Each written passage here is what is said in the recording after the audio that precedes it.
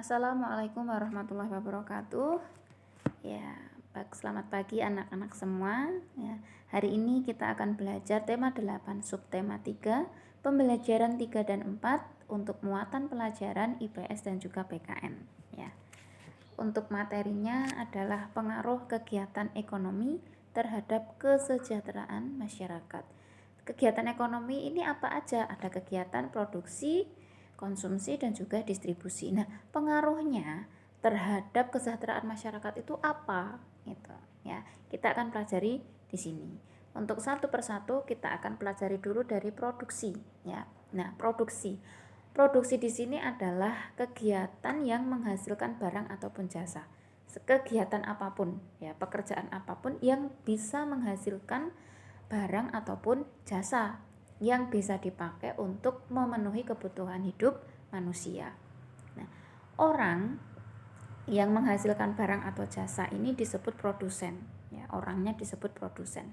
Nah, contoh pelakunya siapa? Misalnya ada petani, ya. Petani dia menghasilkan padi, sayur mayur, ya, kebutuhan pokok makan, ya, kebutuhan makan. Nah, ini digunakan untuk siapa? Ya, ini orang-orang yang membutuhkan bahan makanan, ya. Dokter ini berarti menghasilkan jasa. Lah, jasanya apa? Mengobati pasien, mengobati orang yang sakit. Berarti yang memakai siapa? Orang yang sedang sakit berobat. Nah, itu contoh pelaku usaha di bidang produksi. Contoh lainnya banyak sekali, ya. Yang barang itu misalnya selain petani ada peternak, pekebun, ya, perkebunan itu, dan lain-lain, pertambangan. Kemudian yang menghasilkan jasa ada dokter, guru, polisi, bengkel, dan sebagainya, gitu ya. Nah, kegiatan produksi ini pengaruhnya apa kepada kesejahteraan masyarakat, gitu ya. Nah, bagi produsen, adanya proses produksi menyebabkan produsen memperoleh keuntungan, ya. Misalnya petani tadi menghasilkan padi sudah panen, dijual. Nah, hasilnya bisa digunakan untuk memenuhi kebutuhan hidupnya. Keuntungan tersebut digunakan untuk menjaga kelangsungan usaha dan juga untuk memenuhi kebutuhan hidupnya. Nah, gitu nggih, tadi berpengaruh kegiatannya. Ya, dia bekerja sebagai petani menghasilkan padi dijual, sebagian keuntungannya digunakan untuk modal menanam padi kembali dan sebagian digunakan untuk memenuhi kebutuhan hidupnya. Itu pengaruhnya, ya. Kemudian ada kegiatan distribusi, ya. Apa itu distribusi? Yaitu kegiatan menyalurkan barang dari produsen kepada konsumen, ya, melalui kegiatan jual beli ataupun perdagangan. Nah, orang yang melakukan penyaluran barang tersebut disebut distributor, ya, atau pedagang, gitu, ya.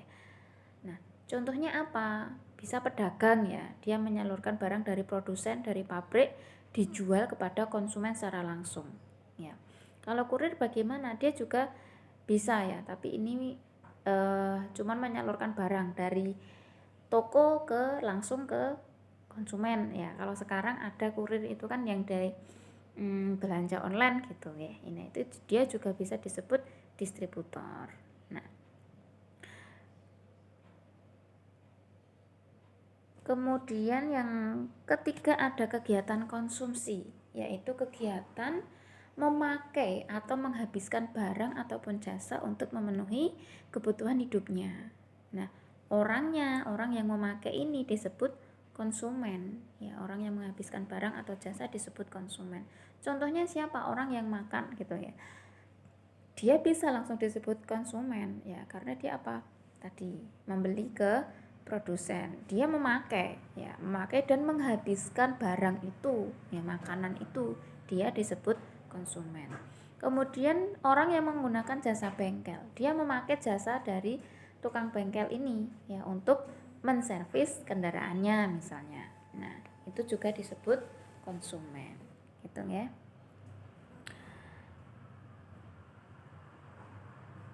Nah, selanjutnya keragaman sosial di lingkungan sekitar berdasarkan jenis usaha. Nah, kebutuhan manusia itu kan beragam ya. Ada yang butuh makan, ya. Ada yang butuh pendidikan, ada yang butuh kesehatan dan sebagainya. Gitu. Nah, karena keragaman kebutuhan manusia inilah akhirnya mendorong munculnya juga berbagai jenis usaha di masyarakat. Ya, ada orang yang butuh makanan, oh aku harus ini misalnya menjual makanan. Ada orang yang butuh kesehatan, oh saya mau jadi dokter gitu. Saya membutuhkan pendidikan, oh berarti harus ada yang menjadi guru misalnya gitu ya. Jadi karena kebutuhan yang beragam, maka muncul juga jenis usaha yang beragam di masyarakat. Nah, ada pekerjaan yang menghasilkan barang dan ada juga yang menghasilkan jasa ya, misalnya tadi. Nah, karena ini selanjutnya keragaman jenis usaha ini menimbulkan keragaman sosial dalam masyarakat juga. Ya. Kemudian perannya apa si petani? Dia menghasilkan padi. Nah, padi ini insya Allah semua manusia membutuhkan makan ya yang berupa nasi gitu. Berarti selain itu dia ketika misalnya sakit dia juga butuh dokter. Ketika nanti dia punya anak, anaknya sekolah, dia juga butuh guru. Jadi adanya keragaman ini saling melengkapi, ya saling melengkapi, bisa saling menguntungkan antara jenis usaha satu dengan yang lain. Nah ini keuntungannya, tersedianya semua kebutuhan ya. Misalkan kita pas ini kendaraannya bocor, bannya ada jasa bengkel, komplit ya, tersedia semuanya, kebutuhannya bisa terpenuhi. Ya. Aku mau membeli ikan, oh di pasar ada yang jual ikan. Saya mau sekolah yang tinggi, oh ternyata juga ada universitas sekolah yang disediakan yang sesuai dengan kebutuhan, seperti itu. Kemudian meningkatnya kesejahteraan masyarakatnya, semakin banyak orang yang memakai jenis usaha tersebut, maka keuntungan yang didapat juga akan semakin banyak, sehingga jika keuntungannya semakin banyak, maka kesejahteraan masyarakat juga semakin meningkat. Kemudian semakin erat rasa persatuan dan kesatuannya. Kenapa? Karena saling melengkapi tadi. Ya, si misalnya dokter juga butuh pasien, pasien juga butuh dokter. Nah, gitu misalnya. Kemudian tumbuhnya sikap saling menghargai ya, menghargai profesi satu dengan yang lainnya. Kenapa? Karena ya semuanya saling membutuhkan gitu. Enggak pernah ada satu profesi pun yang lebih baik misalnya. Yang paling baik itu dokter misalnya. Belum tentu. Kenapa? Karena dokter dia juga butuh sekolah ya. Berarti dia butuh guru. Dia juga butuh makan. Oh, berarti dia juga butuh petani untuk menghasilkan nasi gitu ya, dan sebagainya. Maka harus saling menghargai antara jenis usaha satu dengan yang lainnya. Kemudian terciptanya lapangan pekerjaan yang dibutuhkan ya. Semakin banyak jenis usaha, maka pengangguran pun juga akan semakin berkurang. Nah, ini beberapa keuntungan yang didapat dari berbagai jenis usaha yang ada di masyarakat.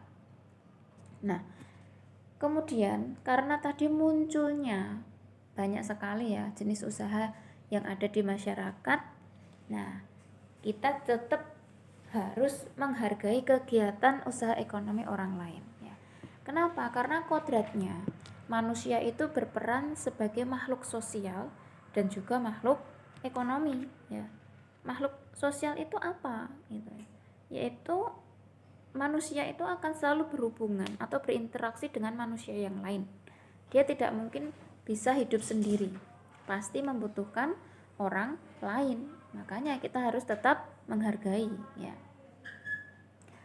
Kemudian makhluk ekonomi bagaimana? Ya karena manusia akan melakukan kegiatan ekonomi untuk memenuhi kebutuhan hidupnya ya. Setiap hari tidak akan lepas. Entah dia melakukan kegiatan produksi ya, produksi pun dia juga butuh konsumen ya. Distribusi juga sama. Dia harus butuh produsen dan juga konsumen, apalagi konsumen. Konsumen sendiri pun juga membutuhkan orang yang menghasilkan barang dan jasa, dan juga yang menyalurkan.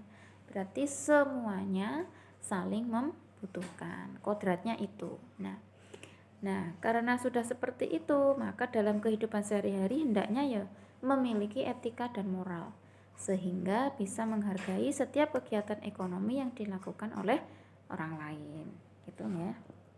Nah, caranya bagaimana menghargai kegiatan usaha ekonomi? Yaitu dengan menumbuhkan persaingan usaha yang sehat, ya. Kemudian tidak iri dengan keberhasilan orang lain, justru disyukuri, wah alhamdulillah ya teman saya bisa berhasil gitu, tidak iri gitu ya. Kemudian menjunjung tinggi setiap jenis pekerjaan yang dilakukan orang lain. Di sini tidak menghina atau meremehkan pekerjaan orang lain yang sekiranya mungkin sepele gitu ya, tetap harus menjunjung tinggi setiap jenis pekerjaan. Dan juga meneladani, ya, membuat teladan keberhasilan orang lain dengan meniru sikap positifnya, ya. Kok itu selalu berhasil terus ya? Wah, saya harus meniru positifnya di mana? Mungkin sering sodakoh kayak gitu, ya. Nah, ini adalah cara-cara menghargai kegiatan usaha ekonomi orang lain, gitu ya. Nah, sudah selesai, insya Allah sekian. Untuk lebih jelasnya nanti anak-anak bisa membuka di buku tema 8 ya, di halaman 68 sampai 74 gitu ya. Ustazah cukupi sekian. Alhamdulillahi jazakumullah khairan. Semoga Allah memberi manfaat dan barokah. Akhiru qouli hadza. Wassalamualaikum warahmatullahi wabarakatuh.